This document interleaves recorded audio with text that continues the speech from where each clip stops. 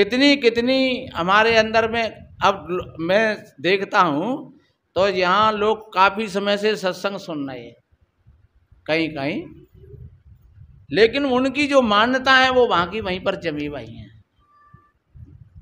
पर वो मान्यता क्यों जमी रहती है? जैसे पत्थर पर पानी चलता है तो पानी तो बहता रहता है पत्थर पर वो काई भी उसका पीछा नहीं छोड़ती है, वो काई वापस चढ़ी रहती है। क्योंकि ये स्वभाव है कि जब पत्थर पर पानी चल रहा है तो काई उस पर जरूर पड़ेगी। तो हमारा चित्त उसी धारणा में जो लगा हुआ है, हम सत्संग में आते हैं थोड़ी देर के लिए। और एक बात बताऊं, दुआएं और आशीर्वाद उन्हीं लोगों पर काम करते हैं इनका श्रद्धा का द्वार खुला होता है और जिनको पूर्ण विश्वास होता है कि भाई हमारे गुरु महाराज ने कहा है ये तो ये सही है, ये तो चीज़ होती नहीं। लेकिन फिर भी हमारे चित्त में ऐसी चिंता रहती है कि भाई गुरुजी तो कहते हैं, वो भी तो कहते हैं संत महात्मा है, पर ये चीज़ जरूर होती होंगी कि काऊ ने कछु करवाए दो। अबे हम गए कहीं एक जगह तो घर में बहुत बड़ा विवाद और वो बहू कह रही कि मेरे आदमी नहीं मुँह पे कछु करवाओ है,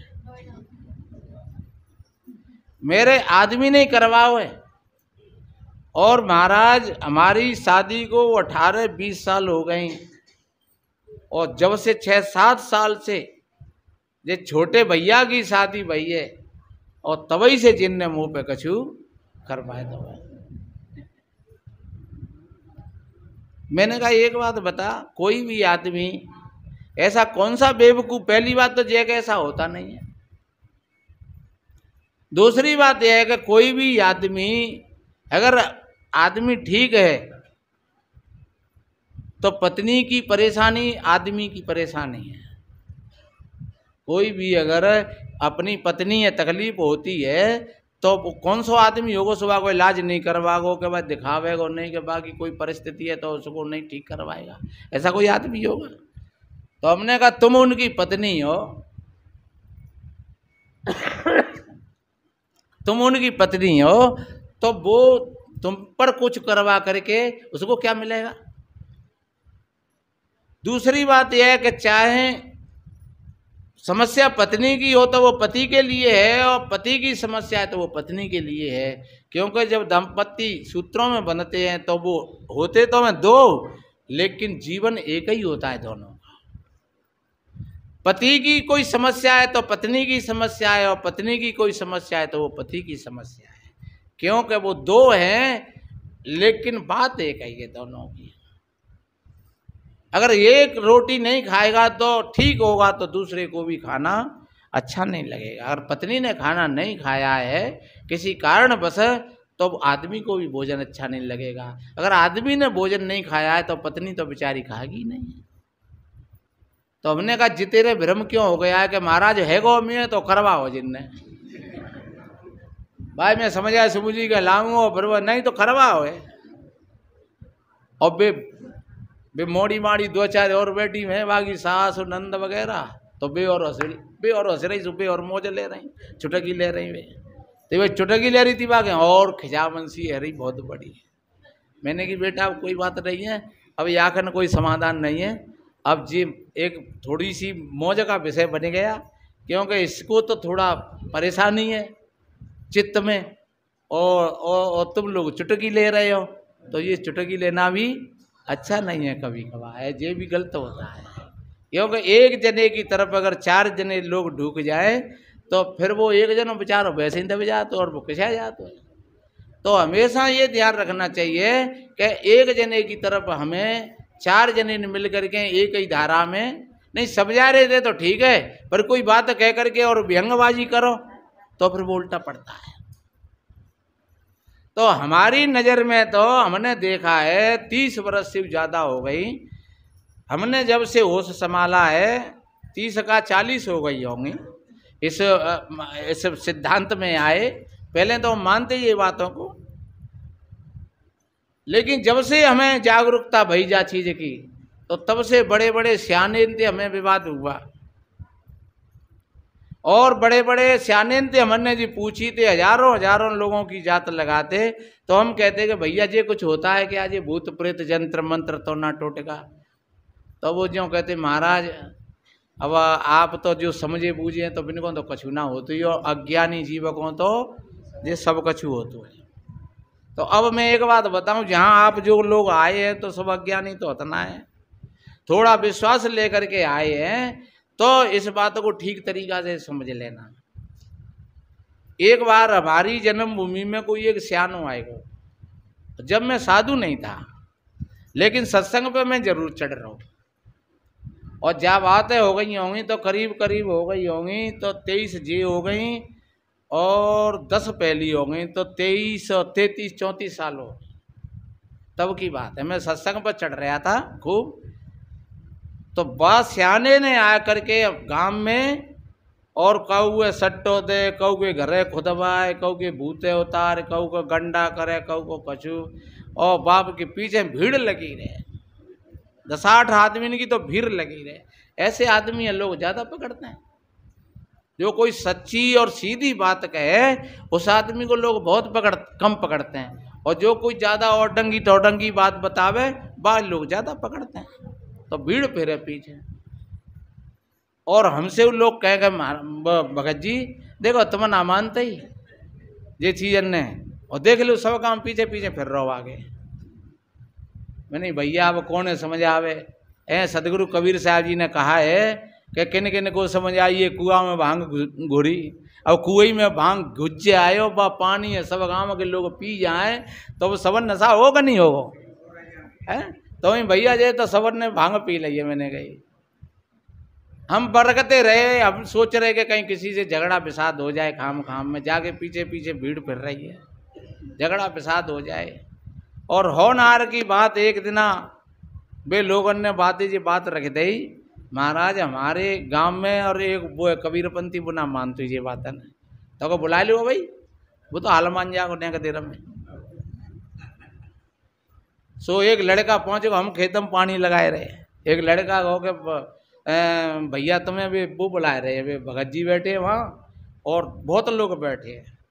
सो वहाँ जहाँ एक जाटव बस्ती में, और वहाँ वो खाटप बैठो, कुछ त्यागी लोग बैठे, कुछ किरात समाज के लोग बैठे, सभी समाज के लोग बैठे, वहाँ 50-40 लोग बैठे।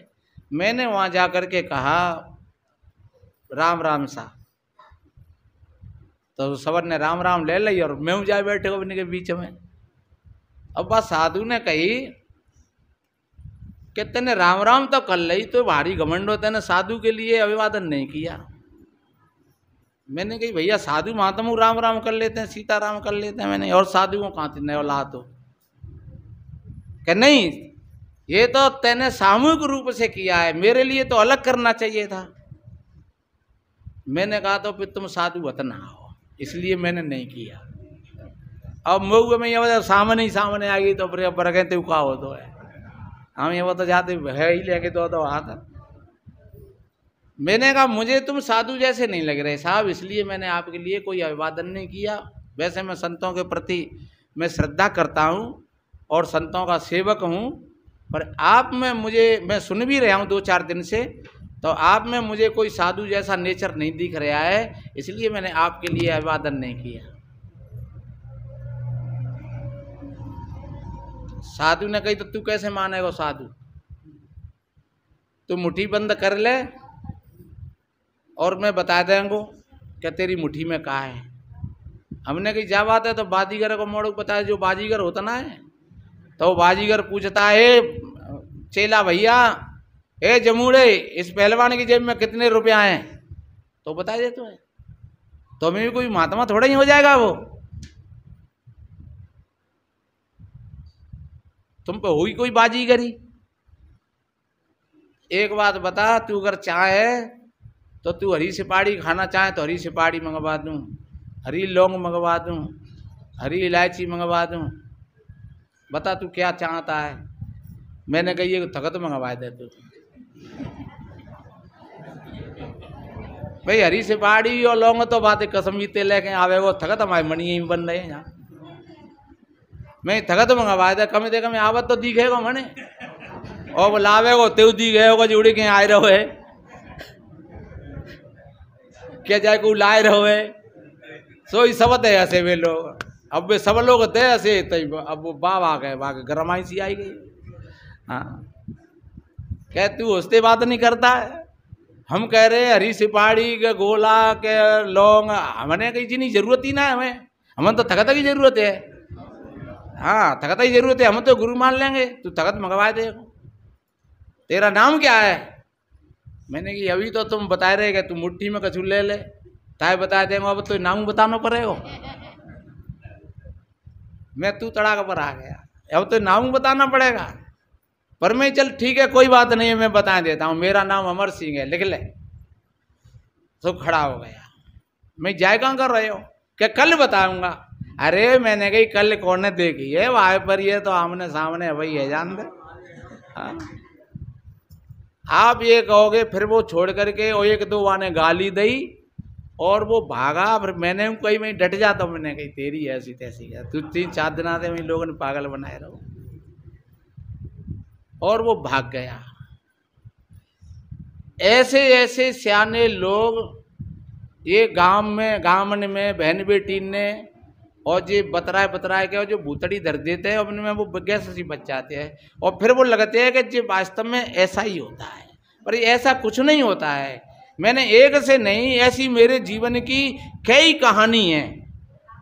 ये भूत प्रेत जंत्र मंत्र तोना टोटका भैरव बमानी एक घर पर हम गए तो बा घर पर क्या था कि बाप है दरवाजा उद्घाटन करवे गए गृह प्रवेश में तो भाई घर पे वो तो लगाई देते हैं वो एक चित्र सो यंत्र होता है नहीं वो काली को वो जीवन निकाल रहा है तो वो तो लगाई देते हैं पर बा घर पे बाने एक जूते टांग राखो चप्पल और हमने की ये जूता चप्पल काय को टांगे दें भैया संत महात्मा आए रहे हैं तो बोले बाबा नजर गुजरे को टांगे देते हैं ऐसे सो जूता टंगे रहो एक अलग टायर टंगे रहो एक अलग वो चित्र सो टंगे रहो।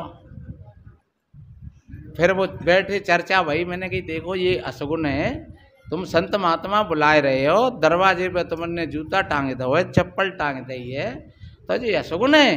कोई भी बढ़िया आदमी आएगा पहली से तेरा जूता दिखेगा द्वार पर उल्टो तो ये कितनी बुरी बात है। ए बाबा तो गलती है गई तो हम पे ये टांग देते सगा हमने किसी ने काट के फेंको वे काट के फेंके थोड़ी देर पीछे बच्चा से लाई बाबा जाए भैरवे नजर लग जाते हैं हमने कही तो एक जूता जागी नारे में टांग दिए। हाँ एक टायर टांग दी जाए नारे में। ए बाबा तुम तो मजाक सी कर रहे हैं मैं मजाक सी नहीं जब तेरे मकान को तेने बाप टायर लगाए दो जूता टांगे दो तो मैं मोड़ू की नारे में टांगे दे। हाँ अवई तो तू कह रही कि नजर के बाद टांगे थे उन्हें तो ऐसी जो काल्पनिक बातें हमारी समाज के भीतर में भर गई हैं अन्यथा इनका कोई औचित्य नहीं है। नजर अरे नजर क्यों लगेगी काहे को नजर लगेगी और जब नजर ही लग गई तो फिर हमारी कमाई का क्या मतलब रहा है। कोई भी हमारो काम बिगड़ हो तो कहीं ना कहीं वो हमारी भूल है। ऐसा नहीं है कि काऊ की नज़र से और हमारा काम बिगड़ जाए। ऐसा नहीं है कि किसी ने हम पे चौकी धरवा दी। ऐसा नहीं है कि किसी ने हम पे कोई जंत्र मंत्र करवा दिया। अगर कहीं न कहीं कोई भूल है तो वो हमारी भूल है। उस भूल को हम ठीक तरीक़ा से पकड़ें। उस भूल को हम नहीं पकड़ पाते हैं तब हमारे अंदर में ये संशय हो जाता है कि हमारी दौरानी जेठानी ने कुछ करवा दिया है या हमारे पति ने कुछ हम पर करवा दिया है या हमारे पड़ोसी ने कुछ हम पर करवा दिया है। पर वास्तव में ऐसा कुछ होता नहीं है। ये हमारे भीतर का अज्ञान है। इसलिए अपनी हिम्मत को हमेशा बुलंद बना करके रखिए। ये कहाते हैं एक विधान है एक दुआ कहते पहले कि जो विदना ने लिख दिया छठी रात का अंक और आई घटे ना तिल उभड़े रही जीवन संक। तो कितना बढ़िया कहा है कि जो विदना ने लिख दिया। और विदना का मतलब ये है एक विधान जो छठवीं रात में जो संस्कार जीव के होते हैं और वही संस्कारों के आधार से बाकी क्रिया बनती चली जाती है। बताते हैं एक छोटी सी बात और में ध्यान में आई है कि कोई गांव में कबों को झगड़ो पगड़ो है गो और है ही जाते हैं, तो वहां एक घर वीरान पड़ा था बहुत काफी दिना से, 50-40-100 वर्ष है गई हूं। बिन में ते को लड़का कितों बाहर रहे तो बामे लोगों ने का उड़ाए राखी बात, ये दृष्टांत नहीं है, ये व्यवहार भी थी है। तो बाने लोगों ने उड़ाए राखी के वाटानी वहां तो जिंद आतो है और जिंद वहां ना रहते तू का हुए और जिंद का वो तो भाई वे लोग होते हैं अड़ोस पड़ोस सके तो भी टीम पत्थर कर देता हूँ रात में नहीं वो एक हुआ तो वो तो बच जाते हो। कल कोई एक भैया सुनाए रहे हमें कि महाराज को एक साधु आएगो कौन थे सो कई वाने हमारी बाप है भाटानी वाने कई वहाँ खूब कीर्तन हो वहाँ आगे भजन हो भीड़ लगी रहे। फिर एक दूसरे आदमी ने मनते कही कह रहे जे साधु आएगो जे झाटा जा सब जगह के लेगो तो कहा करना चाहिए तो आज रात देखते हैं। सो भैया एक अलंग थे वो एक अलंग थे हूँ जनता तो चली गई कीर्तन हुए के 12 बजे और हमने फेंकी बूट है। सो एक बूट बेचते थे और एक बेचते थे साधु चौक है उठे उठे के और देख देख के वाने गई जी तो भैया मामलो झटाई के जो कर रहो है सो साधु भाजो लग गई तकवागी सो भाजो को बेचारो तो कहूँ कहतना ने कि जहाँ जिंद ना रुकन देती हुई जहाँ सिद्ध ना रुकन देती हुई ऐसे ही जिंद और सिद्ध ना रुकन देते ही इतने लोगों ने भय होते है कि जे कोई जगह नहीं घेर लें क्या जमीन नहीं ले लें क्या जहाँ जी अपना बहुमत नहीं बना ले तो बा लड़का है पता लग गो कि हमारो मकान हुआ माटानी और वहाँ कौए कोई देवता ना न रहने देती तो एक दिन बा लड़का बढ़िया होगो न मजबूत होगो सत्संगी होगो सो आएगो बा ने बाकी झारा पहुँची करी मकान की बढ़िया खूब डरो तो अपने वहाँ ने खंडा वंडा उधर उधर फैले टरे सो बा ने खूब मेहनत करी एक दिन 2 दिन अब वहाँ ऐसो ही कछु वातावरण बनो जिंदो आएगो तो माने जिंदा ने कही कह रहे तू भाग यहाँ से तू कैसे आएगो जहाँ बाने की भैया मेरे को उतना ने जे माए पूरे को मकान डरो अब मुझे तो जहाँ रहनो है कि नहीं रहेगो तो कि भैया तू कहाँ से आयो है कि हूँ आब तो जमपुरी ते यमपुरी से बाने कही हूँ आब तो यमपुरी से यमपुरी कांठा नहीं है ता जमराज बैठ तो ता जमपुरी हो ही नहीं तो बाने कही भैया तू जमपुरी ते आवत है तो ती धर्मराज ते बातचीत होती होंगी जमराज ते बातचीत होती होंगी हाँ के बातचीत का पास बैठा तो हमें तो क्या ठीक है भैया पास बैठा तो है तो तू भाई जे पूछे आइयो के बा फलाने फलाने आदमी को काल उम्र कितने के बा फलाने फलाने लड़का की उम्र कितने के तो क्या ठीक है तो फिर वो गयो जा तो कहाँ हो तो भैंको वैसे ही वो आदमी हो वैसे ही कोई 2 से 3 दिन फिर आया वो बाने कही भैया रे तू रे कहीं निकल जावे से और नहीं कहीं मारे हो तो अरे तो भैया मैंने तो ते बात पूछी तो तू वह बात को जवाब लाओगा नहीं कछु तेने मेरी उम्र पूछी का नहीं धर्मराज से हाँ कहीं पूछी तो कितने को उम्र है कहते 80 साल की उम्र है तो ठीक है तो बढ़िया है भैया तो फिर तू कल ले आ जाइयो तो ठीक है तो बाने आँच जलाए गए बड़े बड़े चेला तैयार कर ले 4, 6, 8 और बाकी आँच ढेक रही धूनी अब वो आयो फिर वैसा ही रूप बनाए गए वहीं कह रहे ना जाए रहोगा जहाँ बाने निकारो चेला के एक बात बताए बदमाश जब भी उम्र 80 साल की है धर्मराज के जहाँ से और अभी मेरी उम्र है 20 वर्ष की तो तेरे बाप में का दमे सो तू मुझे मारा रहेगा बाने उठाओ चैला दो फटकार गो वो भाजो भाजो। तो इस तरीका से जो अपनी हिम्मत से काम लेते हैं, कहीं पर भी उनकी गाड़ी कहीं पर नहीं रुकती है, वो चले ही जाते हैं और वो पार चले जाते हैं। इसलिए अपने चित्त को निर्बोझ बनाएं। सारे भय चिंता टेंशन जो हमारा चित्त दबा हुआ है, इन सारी चीज़ों से हमारा चित्त निर्मल हो जाए है, और हिम्मत से जीना आ जाए हमारे पास में। एक हिम्मत ऐसी जागृत हो जाए अपने अंदर में कि वास्तव में ही जो होगा सो होगा, जो होगा सो होगा। ऐसा कहते हैं सदगुरु कबीर साहब जी ने तो जहाँ तक कहा है कि जय मरने से जग डरे मेरे अति आनंद, और कम मरियों का पाइयों पूर्ण परमानंद। कितनी बड़ी बात कही। और एक बात बताएं, मृत्यु होती भी नहीं है। मृत्यु शब्द अज्ञान का है। क्यों मरो का है। कबीर साहब तो कहते हैं कि 5 तत्वों में मिल गए छठमो रहेगो मौन, तो कहें कबीर फिर मरिया कौन। और वैसे कहो तो हम हर घड़ी मर रहे हैं।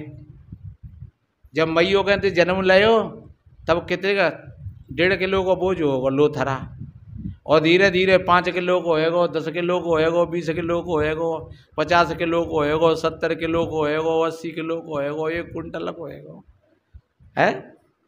और फिर धीरे धीरे घटे हुए लग गो, फिर कितने को रहेगो, वही 20-25 किलो को फिर रहेगो, और शमशान में ले गए और जर के एक मुट्ठी राखेगो। तो हर वक्त का मरना जीना है। जो हमारी श्वास निकल गई वो मर गई, और जो आ रही हैं वो जीवित हैं। इसलिए कबीर कहते हैं ये परिवर्तन है, और फिर तुम रोज मर रहे हो। मैंने पहले कहा था कि जब तुम गहरी नींद में गए तब मरेगा नहीं। और गहरी नींद मिली बढ़िया अच्छी 1 घंटा की बात, तुम्हें 12 घंटा की शक्ति मिल गई, ऊर्जा मिल गई। अगर वो 1 घंटा की नींद नहीं मिले तो आदमी को आलस तंद्रा छूटे को नहीं, परेशान रहेगा। तो गहरी नींद, जब गहरी नींद होती है वो मृत्यु का ही परिचय है। तो सज्जनों, कबीर कहते हैं कि जब वो समय, जब हम 1 घंटा में हमें इतना आनंद मिलो, 1 घंटा में हमको इतना आनंद मिला, तो हम पूरे ही मच जाएं तो कितना आनंद मिलेगा। 1 घंटा की नींद हमें 24 घंटा तक मजबूत कर देती है। और जब माँ के गर्भ में 9 महीना वो विश्राम करता है, तो 9 महीना की बाकी नींद उसको 90 वर्ष तक जीवित बना करके रखती है। तो सज्जनों, वास्तव में ये हमारा ध्यान है, वो भी एक गहरी नींद है, एक साधना है। इसलिए संत जगाते हैं बार बार कि आप जागृत होकर के अपना जीवन जियो। जागृत जीवन का आनंद कुछ और है, और संतों का तो यही भाव होता है। संत तो जगाते हैं, यही जीवन का सार है। संतों का ये भाव है, सर्वे भवन्तु सुखिनः सर्वे सन्तु निरामया सर्वे भद्राणि पश्यन्तु मा कश्चित् दुख भाग भवेत्। सभी के जीवन में आनंद हो, सभी का मंगल हो, आपका जीवन अच्छा बनेगा, सुंदर बनेगा। इन्हीं शुभ मंगल कामनाओं के साथ बोलिए सद्गुरुदेव की जय। साहे बंदगी।